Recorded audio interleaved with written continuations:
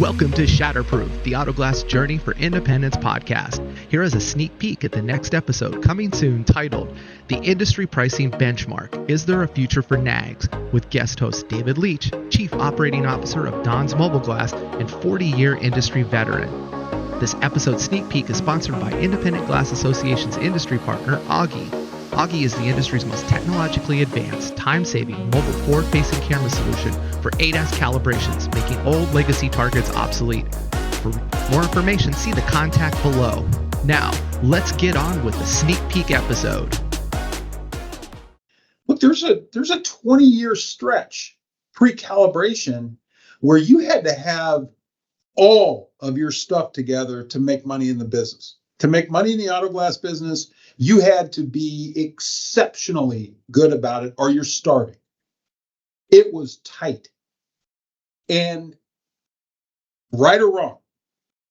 And people whose life and business depended on it would look at some of the things that Mitchell was doing at the time and go, you are killing me. You are literally killing my business because I'm forced to use this across the whole business. That's gone away. The only debatable point is insurance. Everything else is cost plus.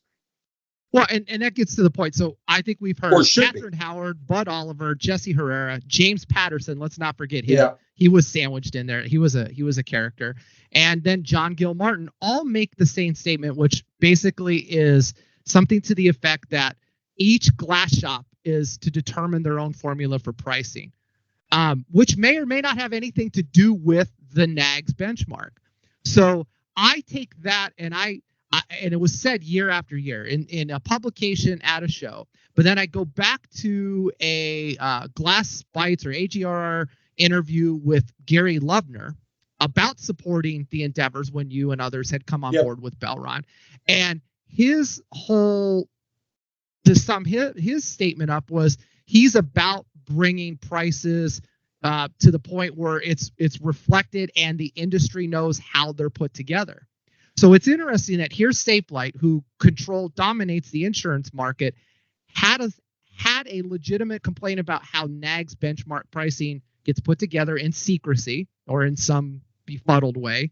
And at the same time, they've done nothing to move the needle. So it seems that it's advantageous to them to have NAGS pricing. But then Mitchell says, no, the rest of the industry should either come up with their own, ignore the benchmark, not ignore the benchmark. So it's kind of like there's all these mixed messages. What is a glass shop supposed to do? Or what is the industry supposed to do going forward? I mean, where do we see NAGS? Because I mean, honestly, a shop is paying $1,000 a year for a NAGS license now.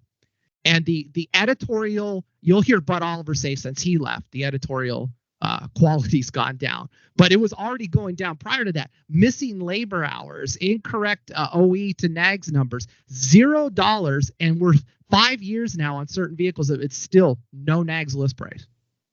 Okay. Primarily, Safelite makes it up when they send and you've got to wrestle with them. Any company, any network, any whatever, you're going to have to wrestle with them from time to time on things. We look from our standpoint. We look at the overall value of a job. We look at what it would take for us to do something different and go through what it was. And the math is always in favor of, you know what, we're doing okay here. Because for the most part, I would rather sell a job through the network than sell it cash. Now, from a financial standpoint, just from a price standpoint, they're fair. They're closer than they've ever been, for sure. But there also is enough meat left on that bone in the majority of situations to where we're fine. And I think there's some that we miss for sure, because we do a lot of jobs. And there's some that get through that, God, we just got killed on that. But we're also in a different position where we're able to buy properly and we're able to buy in large quantity and we're able to do enough that we can wash that stuff out. So for us, it's a little different situation.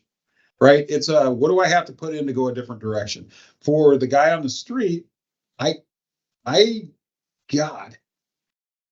it's a tough deal. And I think it's always been a tough deal. But right now, it's tougher.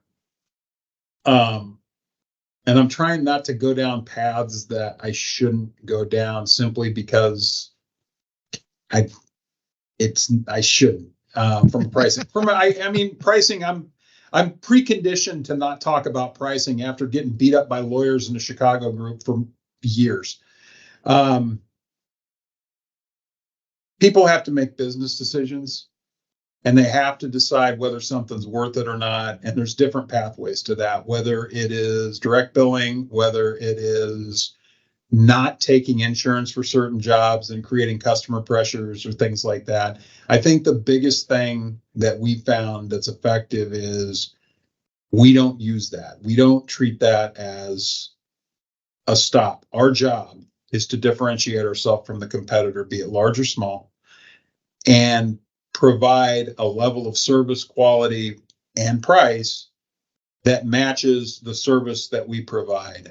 You get into the no deductible states, and you get into even going back as far as George Corporal and that whole giveaway stuff and all it made us look like thieves.